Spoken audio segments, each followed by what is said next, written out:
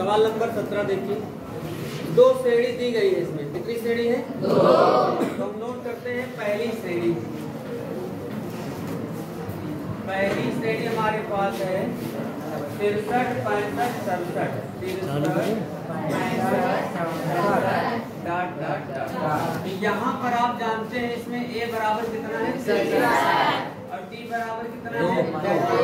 65 minus 63 बराबर 2। इसका यनुमा पद निकाल लेते हैं। यनुमा पद का सूत्र होता है a plus n minus 1। a का मान कितना है? n माइनस 1 और गुणे में कितना? 2 है ना। इसको ऐसे ही रख के रहने देते हैं।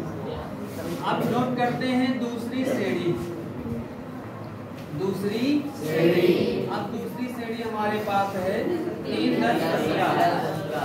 3, 10, 17 समझ रहे हैं ना? अब यहाँ पर जो a है वो कितना है? 3 और d बराबर कितना है? 10 माइनस 3 बराबर 7। इसका भी यनुमा पद निकाल लेते हैं।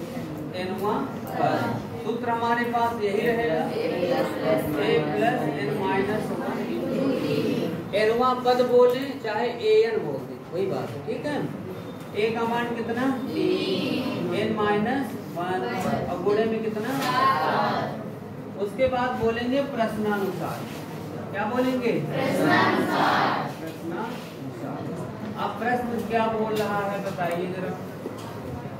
प्रश्न बोल रहा है यानी कि किस मान के लिए दोनों समांतर श्रेणियों, जो दोनों समांतर श्रेणियां दी गई हैं, के यनमे पद बराबर होंगे।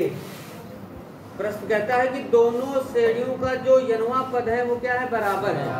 अर्थात ये वाला इस पद के क्या है? बराबर है। लिख देते हैं यहाँ पर 63 प्लस n माइनस 1 गुणे 2 बराबर 3 प्लस n माइनस 1 गुणे 7। समझ रहे हैं? चलिए अब एक काम करते हैं, यहाँ पर संख्या को एक तरफ भेज देते हैं, इसको उधर भेज देते हैं।